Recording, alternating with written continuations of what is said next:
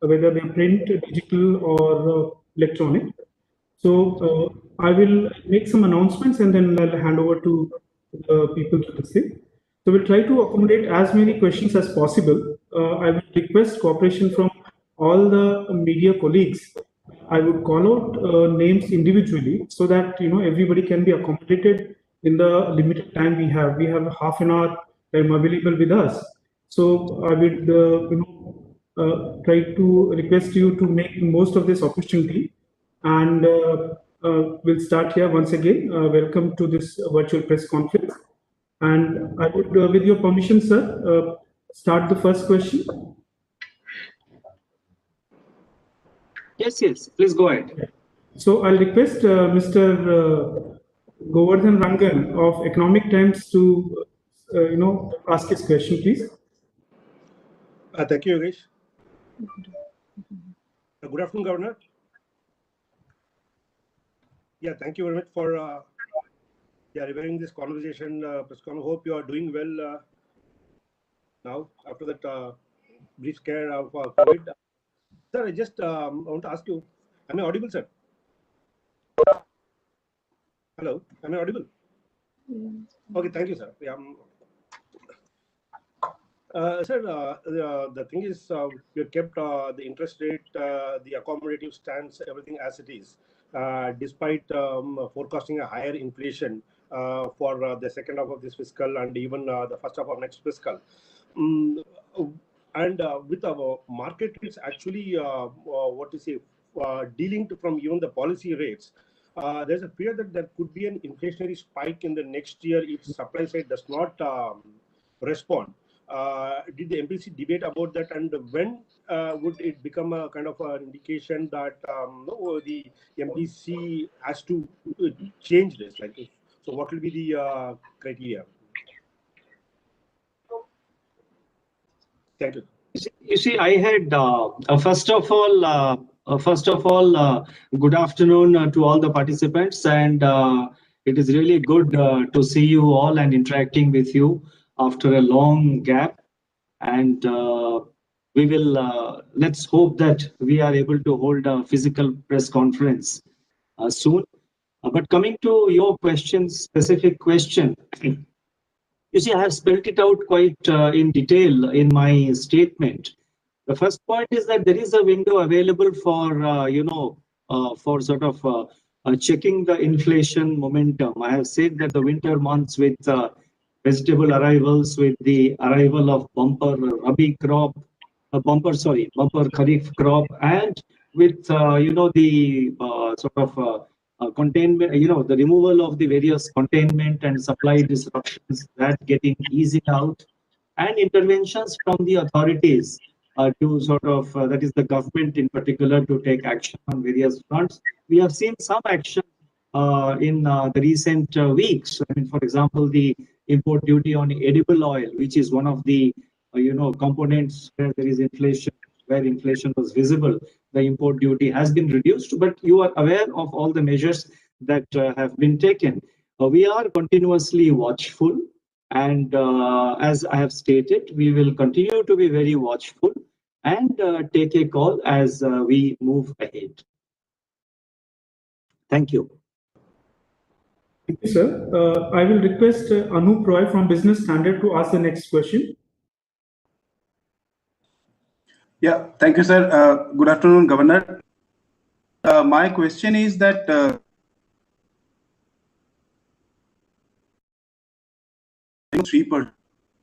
even 1 year rates are lower than the overnight repo rate.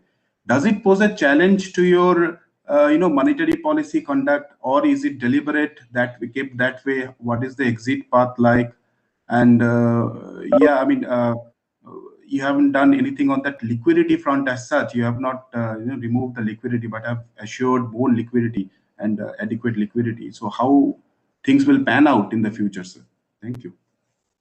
You see, I have assured that liquidity will be available, but I want to make today's interaction with RBI, of the media interaction with the RBI, I want to make it as participative as possible. So I would request our Deputy Governor, Dr. Michael Patra, to respond to this question.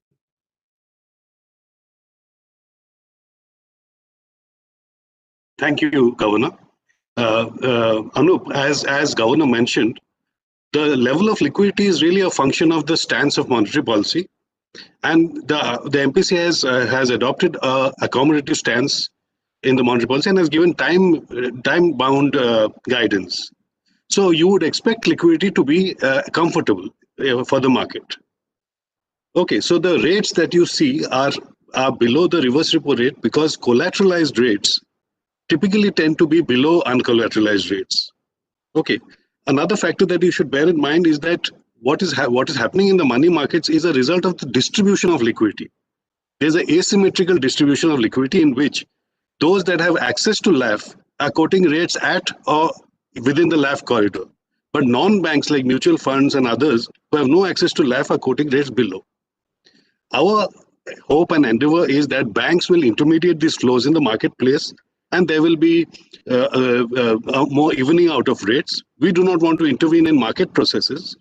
And that is, but what we are doing is we are developing the markets. The whole slew of measures that Governor announced on the market development basis is intended to bring in more participants and enable the more symmetrical distribution of liquidity.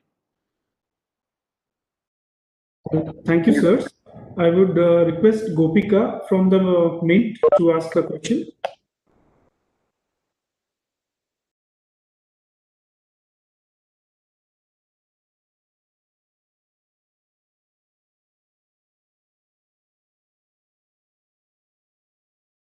You need to unmute. Gopika, you are mute. Yes, can you hear me now? Yes. Sir, you spoke about the two bank bailouts that happened.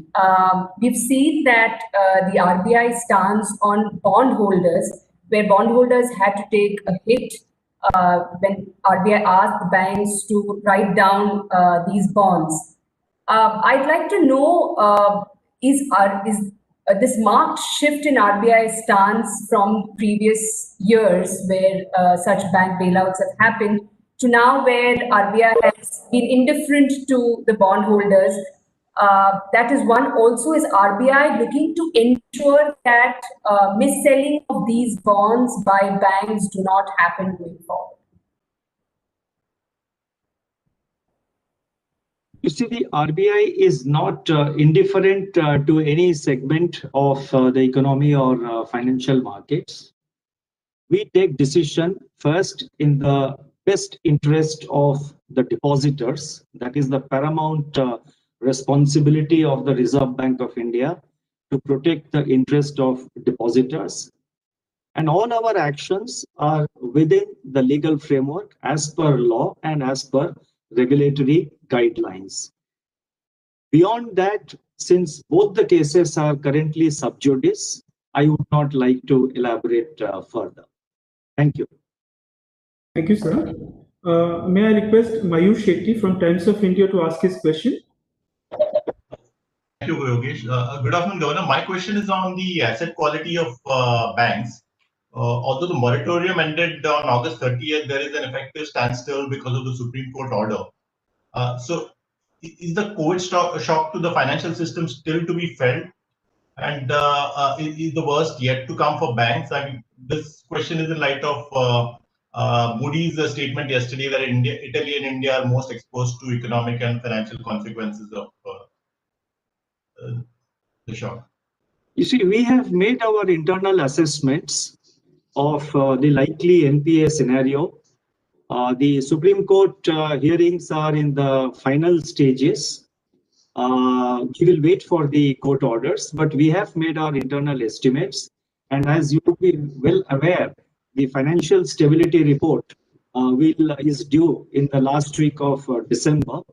And once we get the Supreme Court orders and once we conclude our, we sort of update our assessment of the likely NPA scenario, we will spell it out in the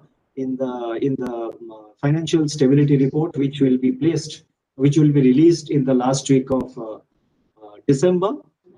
In the last financial stability report, we had given a scenario, but compared to that, I think one positive development is that the economy has recovered much faster than expected or anticipated at that time. So therefore, please let us wait till the financial stability report comes out, where we will be spelling out the details. Thank you. Thank you. May I request Swati Khelwal from business to ask a question? Thank you, Yogesh. Governor, my question to you is about the bank. हमने बात की LTB की timely intervention RBI का हुआ sir, but एक सवाल जो share holders के लिए के पॉइंट ऑफ व्यू में जानना चाहती हूँ वो ये कि उन्होंने अपनी इंटायर कैपिटल खो दी इस प्रोसेस में. आपको लगता है बेटर मैकेनिज्म डिवाइस करना चाहिए जहां शेयर होल्डर्स के इंटरेस्ट को प्रोटेक्ट किया जाए? आई थिंक ये सवाल का जवाब मैंने दे दिया है. जो हम डिसीजंस लेते हैं इस सब मामले में, इसमें कोई फिक्स्ड टेम्पलेट कोई फिक्स्ड टेम्पलेट तैयार करना मुश्किल है, क्योंकि situation varies from bank to bank.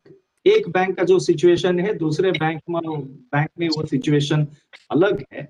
So it has to be case specific. और दूसरी बात ये है कि आप देखिए जो एक्शन हम ले रहे हैं, that is always taken in the best interest of the depositors. और जो legal provisions है और regulatory guidelines है, it is all taken in compliance with that. So beyond that, as I said, ये sub judice है, तो इसीलिए मैं ज़्यादा elaborate करना नहीं चाहूँगा at this point of time. Thank you, sir. I'd request Lata Vishwanathan from CNBC to ask her question. I think it is Lata Venkatesh. Lata Venkatesh. I'm corrected, Lata Venkatesh. Thank you, Governor. There is a lot of liquidity, and you also have stopped or scaled down OMOs and resorted to more Operation Twist. Are you worried that this surplus liquidity can make mischief in the form of probably inching up inflation or mispricing risk? Separately, the internal working group of RBI has made a distinction between bank licenses to corporates and licenses to NBFCs owned by corporates, which they seem to indicate can be automatically given bank licenses. Are they really different? Licenses to corporates and licenses to NBFCs owned by corporates? You see, on the second question, let me say very clearly that it is a report by an internal working group of RBI. It should not be seen as RBI's point of view or decision. I think that has to be very clearly understood. The internal working group had 2 external members who are also members of the RBI Central Board. And the internal working group has acted independently. They have had their independent deliberations. They have given a certain point of view. RBI has not taken any decision on these issues so far. As I said, I think in my monetary policy statement, and also as I have said time and again earlier, our approach is consultative. The report of the internal working group is now in the public domain. We will receive comments. After getting comments from various stakeholders and others who wish to give their comments to us, we will examine the whole matter and take a considered decision. That is how it stands. Now, with regard to the other part of your question, I think let Deputy Governor Michael Patra reply to that question. Hi, Lata. Your question was about the types of instruments we are using. If you recall, in October, Governor in his monetary policy statement gave clear financial market guidance that we will use a variety of instruments to ensure that markets are assured of liquidity and the smooth flow of finance. So we have been using a variety of instruments, modulating their volume and their character in tune with the market's needs. So that explains why we have offered a variety of instruments, and we will continue to do so into the near future. Yes, it is pertinent of you to remind us that excess liquidity can sow the seeds of inflation, but we are keeping a very careful and close watch on the liquidity situation. At the current time, our assessment is that the large part of inflation pressures are emanating out of supply side disruptions at the level of the retailer very high margins being charged by retailers, and some amount of indirect taxes. Element of demand, which could cause what you call mischief, is still muted. But we keep continuously watching this, and we will take action as necessary if we find that happening. Thank you, sir. I would request Mrs. Maithili from ET Now to ask a question.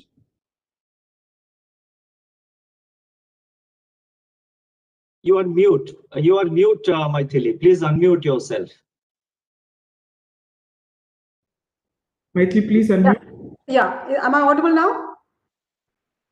Am I audible now?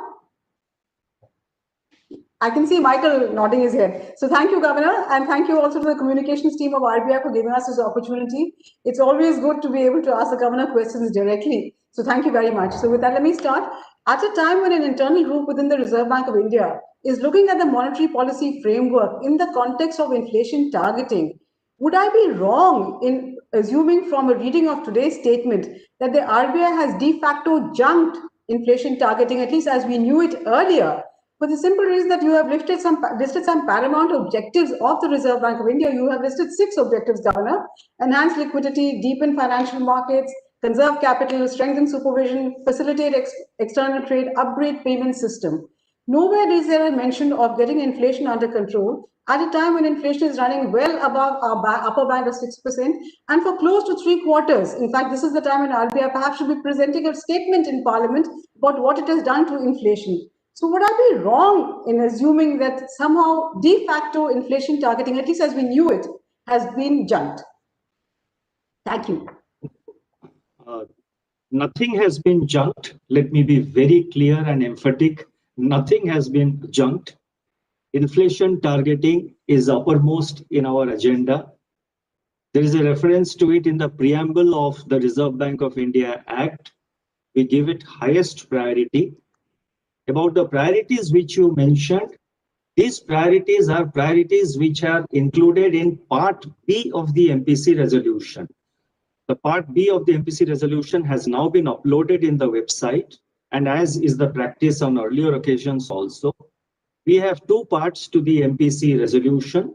The first part is the Monetary Policy Committee deliberations and its decisions.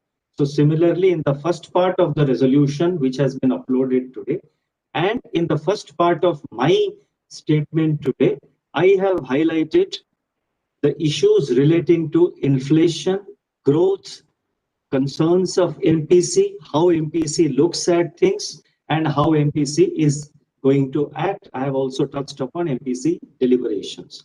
It's only in the second part where I go for developmental and regulatory measures, which have nothing to do with the MPC's deliberations. It's in the second part. What I have done, what we have done in RBI is that the various series of announcements which we have made, I think totally they run to about 20 or 21.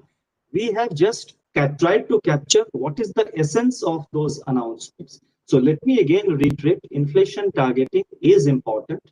RBI is, as you know, is a, what you called a, I put it as saying that it's a multi-purpose central bank. It is not just an inflation targeting central bank. Inflation targeting is very important. It's a part of RBI preamble. It is definitely of paramount importance. At the same time, the RBI has role as a banking sector, non-banking sector regulator, as the regulator of payment systems, as the, so many other multifarious responsibilities, and you know it. I don't need to elaborate.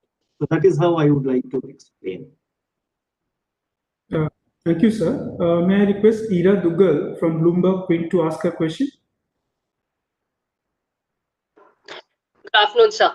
So a question actually on the core policy. Now, if you look at the inflation targets that have been given or the inflation forecasts that have been given for Q3, Q4 and H1 of FY21, they're all above at least the midpoint, which is 4% of the inflation target. Now, in that kind of a forecast scenario, it's unclear where you continue to see room, because you do continue to allude to the fact that there is room for policy easing. Yet it's not clear where that will emerge if these inflation forecasts actually play out as per expectation. So are we just maintaining an accommodative stance more from a liquidity perspective rather than an interest rate perspective? Sub question to that is that there was an expected inflation cliff in, say, about November, that things will fall, inflation will fall very quickly. Has that now changed given what you're seeing on the ground, sir? You see, I have said it in my statement that our expectations on inflation, which we had over the last 2 months, obviously that has not materialized.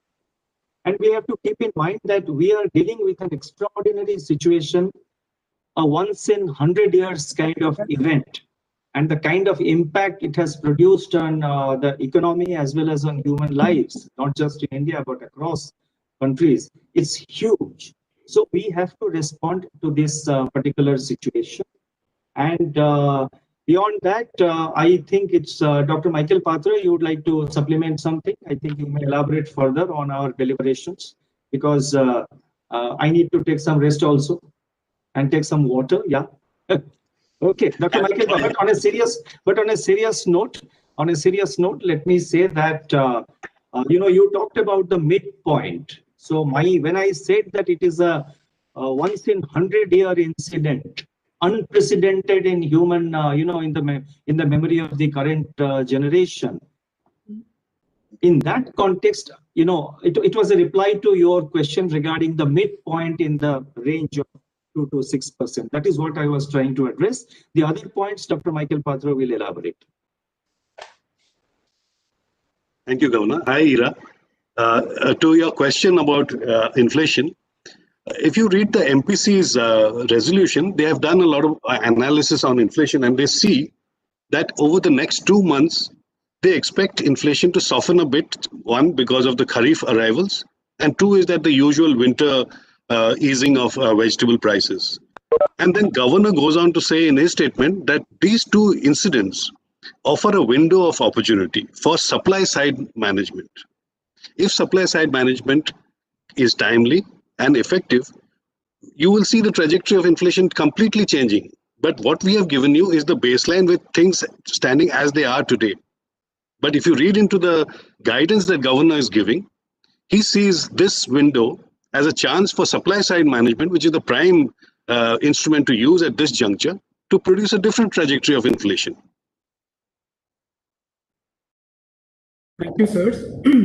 मैं अनुरोध करूंगा श्री प्रदीप पांड्या जी से from CNBC आवाज अपना प्रश्न पूछें।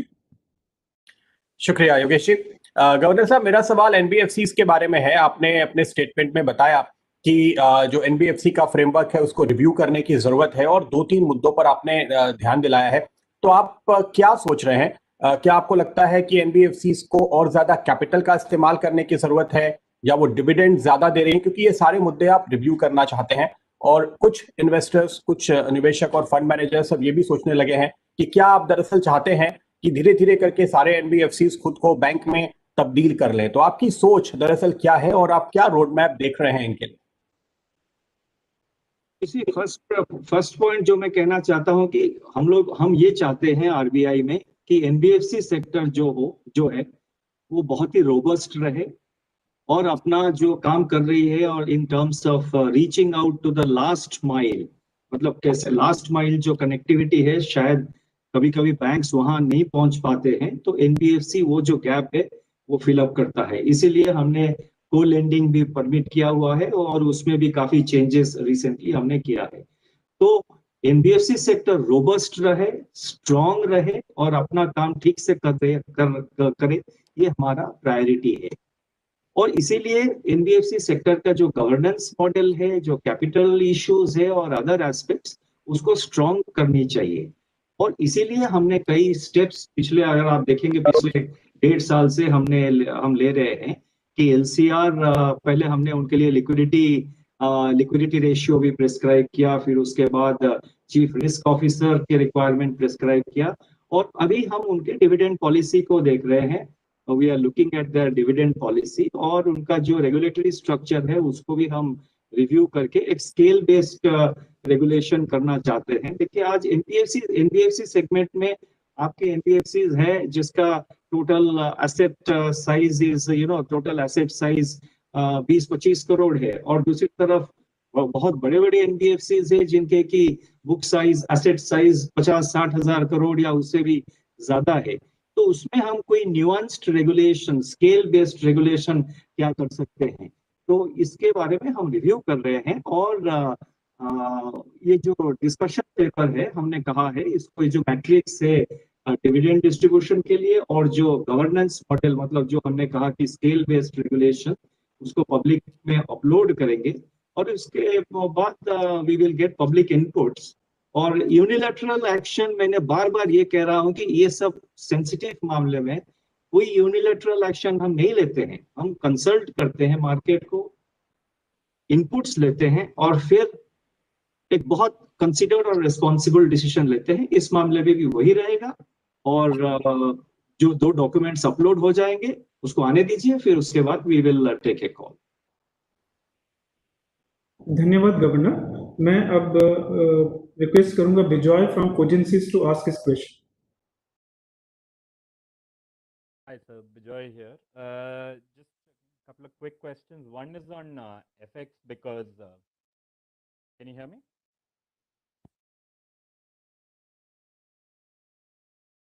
Sorry, can you hear me? Vijay, can you speak a bit louder, please? Can you hear me now? Yeah. Sorry. Just wanted to check on the FX strategy. Is the FX impact the sheer amount of flows coming in and the fact that it's impacting also how you are handling liquidity, causing part of the problems that we are now seeing for you in the short-term rates and in the liquidity management strategy that you have been employing in India? But the bigger issue is appreciation a bigger concern for you than the domestic economy being, facing some short-term disruptions in the short-term rates?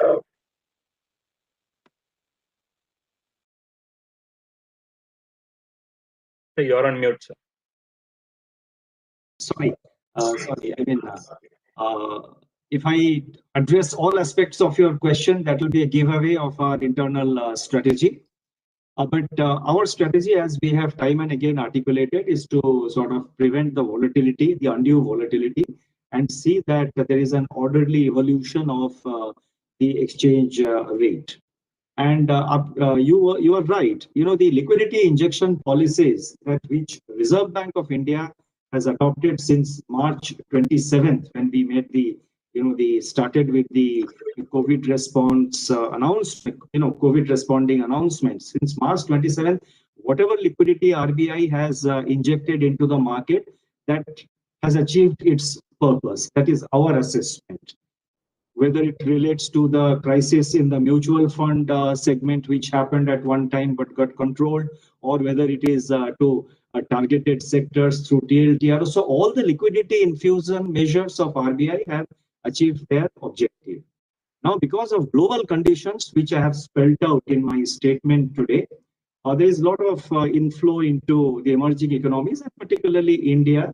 We are getting both FDI and FPI inflows. The gross FDI inflow has been about $39.9 billion, if I remember correctly. Similarly, FPI inflows also have been very successful, are also very high. We are sterilizing them at the moment through the, to the reverse repo mechanism. And we have various instruments, as I have articulated in my statement. We have various instruments at our command. And we are constantly monitoring the evolving situation, and we will deal with it at the appropriate time. Okay, sir. Sir, if I could just clarify on one thing, in the guidance this time, you'll have said that it was unanimous. The guidance was, all members of the MPC were unanimous this time, unlike last time when there was one dissenting view. All aspects of the monetary policy statement, of the monetary policy resolution, all aspects with regard to rate and with regard to the stance, they are unanimous. Thank you, sir. Thank you, sir. I'll request Shri Ramkumar to ask his question. Sir, just wanted to know, see, given that in the last 8 months, 2 banks had to be rescued. Okay, so in this context, just wanted to know whether there is something lacking in the supervisory mechanism of RBI and you need to fix it seriously. Thank you. You see, I have said it earlier in several other fora. Over the last 2 years, we have really strengthened and deepened our supervisory systems and our supervision mechanisms. The kind of deep dive and analysis which we are now doing, the kind of depth of our supervision which we have achieved over the last 2 years, it's something never before. And these 2 incidents of 2 banks which we had to intervene and resolve, it's not as if they happened one fine morning and we were not aware of what is happening. Our first focus is to work with the management of the bank and resolve the problem. Nudge them, goad them, request them. So our first effort is always to work with the management of the banks and resolve the problems. Only when we see a need for regulatory intervention, only when we see that regulatory intervention is required in the best interest of the depositors, we intervene. With regard to what improvements we have brought in supervision, I would request Deputy Governor M.K. Jain to very briefly just give some of the major highlights of our improvements and strengthening of supervision which we have done in the recent months. Thank you, Governor. As Governor has told, in last 2 years, we have taken a lot of steps to strengthen the supervision, and it was unprecedented steps have been taken, such as unification of supervisory departments. We have taken strengthening the off-site monitoring and surveillance. We have strengthened large-scale uses of analytics and IT, upskilling the supervisors. All those steps have been taken. Even the interconnectedness of various entities. We have created a dedicated team who is really doing this off-site analysis and using the data analytics and the IT. Thank you, Governor. Thank you, sir. Sir, we are almost half an hour through, but I'll request 2 or 3 questions are still there. So with your permission, we'll take another 2 or 3 questions. Okay. Yeah. So I'll request, first of all, Swati Bhatt from Reuters to ask a question. Good afternoon, Governor. I just had one question. The finance minister on Thursday indicated that we are likely to have a very expansionary budget next year in a bid to support the recovery that we're seeing. Has that been taken into consideration in terms of the impact it would have on the inflation trajectory, or are you still waiting to see how that plays out? And secondly, also on the reverse repo being used to sterilize the FX interventions, is that likely to be the only tool that is used in the near future? If you can just clarify that. Thank you. With regard to the only tool, reverse repo being only tool, just please refer back to my statement. I have said that RBI has various instruments at its command, and these instruments will be used at the appropriate time. And with regard to the first part of your question about what the finance minister has said, I was busy with the MPC meeting, so I have not heard the full, not seen the full text of a statement. But as far as my recollection goes, what I have seen in the media and in the newspapers, she has said that it will be a growth supporting budget. It will be a growth oriented budget. I don't think, to the best of my knowledge, I don't think she has used, the finance minister has used the word expansionary budget. I think she has said that it will be a growth oriented budget. Naturally, when we are recovering from a massive damage which the pandemic has wrought on the Indian economy, the budget has to be growth oriented.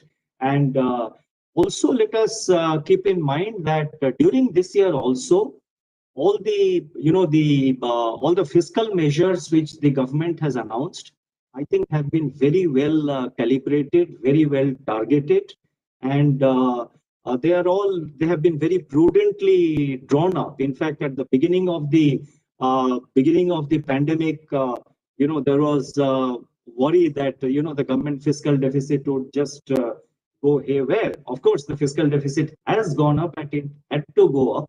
But I think the response of the government has been very calibrated, well calibrated, and prudent. So the budget next year also I expect to be very prudent, but naturally it has to be growth oriented budget. I mean, that is something which is if I can say, it's something which is bound to happen. It's a no-brainer. I mean, it has to be a growth supporting budget. Thank you, sir. I would request Anirban Nag from Bloomberg to ask his question.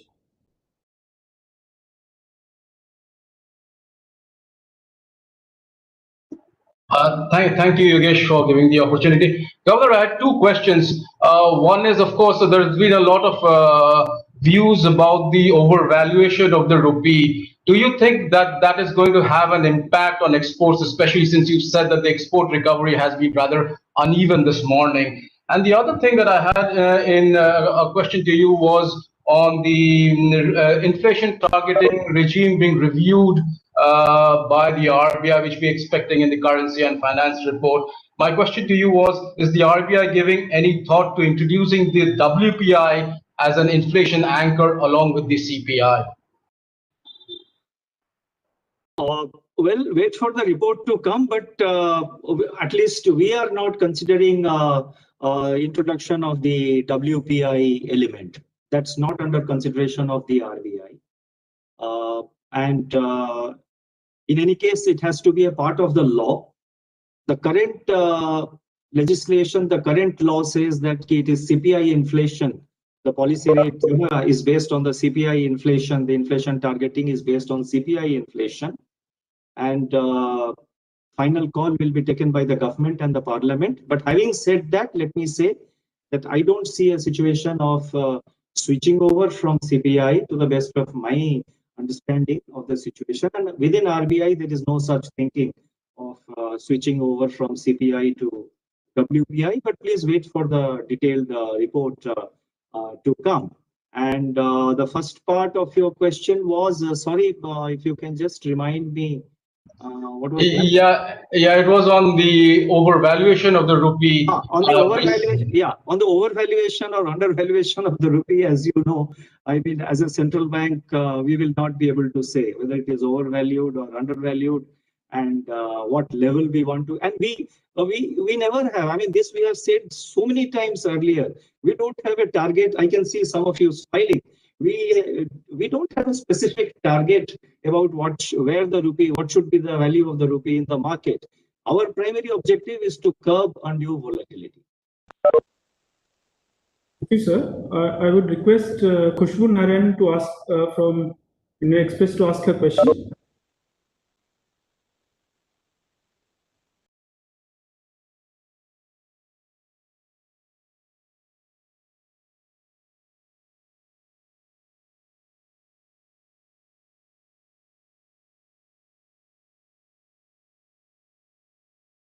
So it seems I think we have a connection issue. So I'll request Ashish Agashe to give the final question here.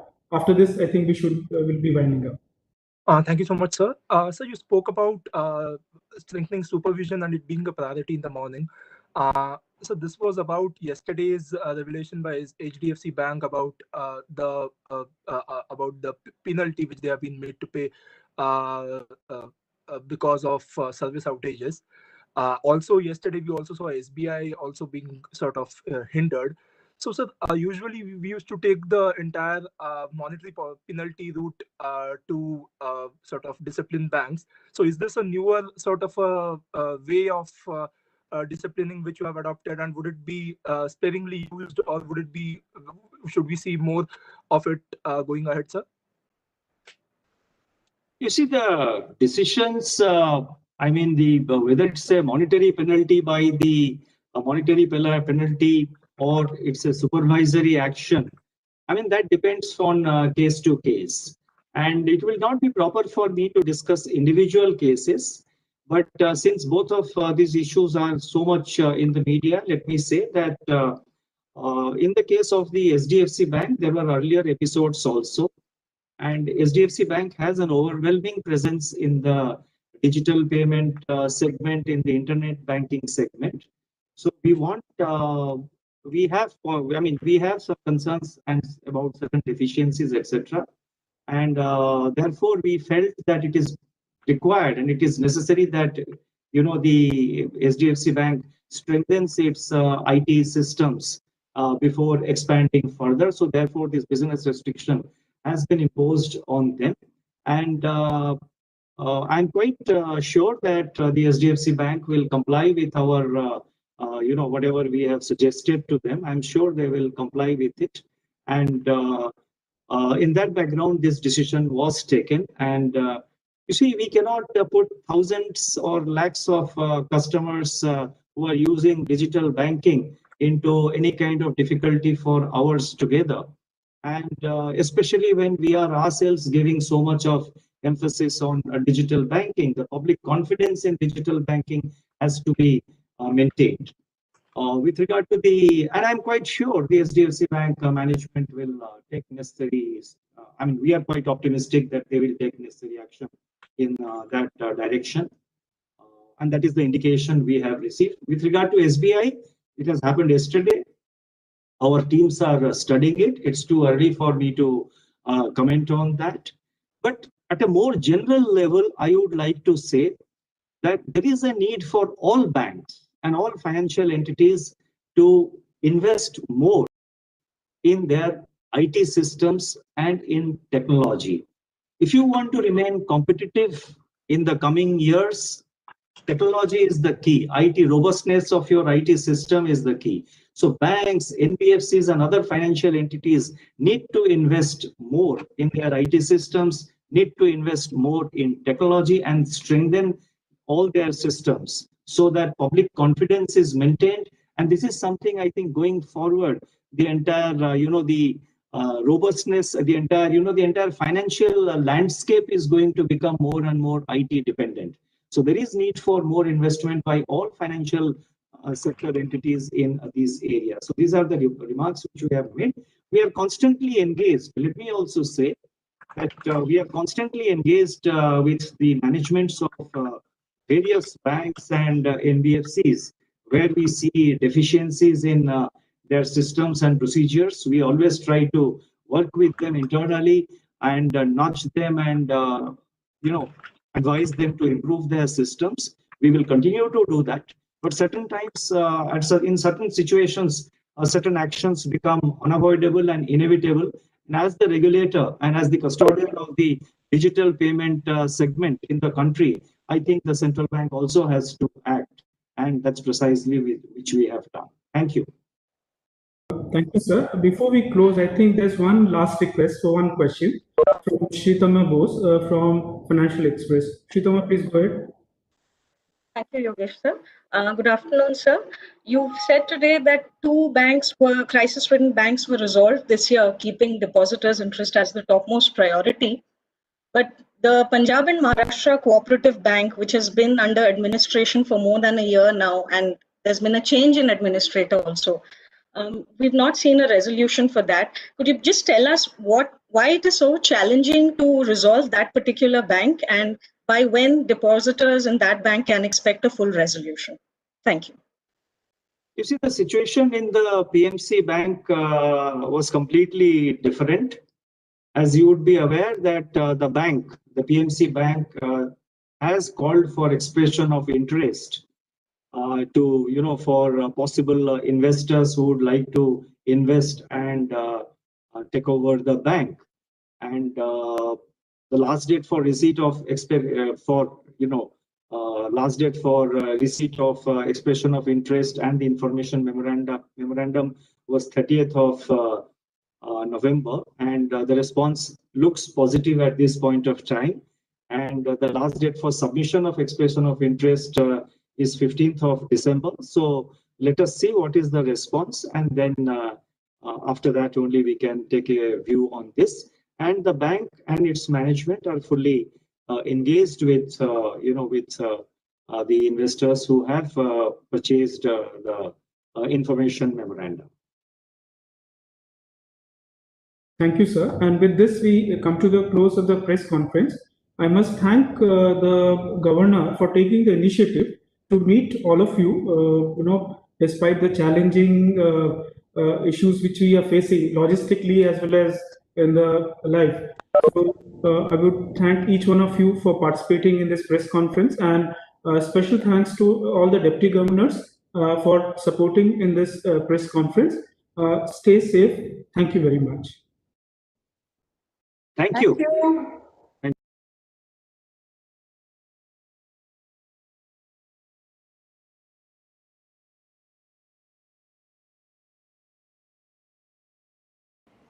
Good morning and namaskar.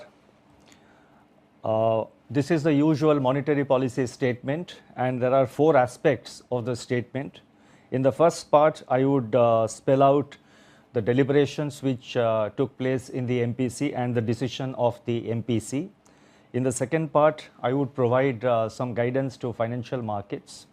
In the third part, I would announce some additional measures, and we have a number of them this time. And in the fourth part, which is the concluding part, I would conclude by spelling out our approach in the coming months and going forward. The Monetary Policy Committee met on 2nd, 3rd and 4th December. It reviewed current macroeconomic and financial developments, both domestic and global, and the evolving outlook for the Indian economy. At the end of its deliberations, the MPC voted unanimously to leave the policy repo rate unchanged at 4%. It also decided to continue with the accommodative stance of monetary policy as long as necessary, at least through the current financial year and into the next year, to revive growth on a durable basis and mitigate the impact of COVID-19, while ensuring that inflation remains within the target going forward. The marginal standing facility, that is MSF rate, and the bank rate remain unchanged at 4.25%. The reverse repo rate stands unchanged at 3.35%. I wish to take this opportunity to express my appreciation of the committee members for their valuable insights and guidance that contributed to the monetary policy decision taken today. I would also like to thank our teams in the Reserve Bank of India for their analytical and intellectual support and logistical assistance. Let me begin by setting out the thinking that went into the MPC's decision today and its rationale. The MPC was of the view that inflation is likely to remain elevated with some relief in the winter months from prices of perishables and bumper Kharif arrivals. This constrains monetary policy at the current juncture from using the space available to act in support of growth. At the same time, the signs of recovery are far from being broad-based and are dependent on sustained policy support. A small window is available for proactive supply management strategies to break the inflation spiral being fueled by supply chain disruptions, excessive margins, and indirect taxes. Further efforts are necessary to mitigate supply-side driven inflation pressures. The MPC will monitor closely all threats to price stability to anchor broad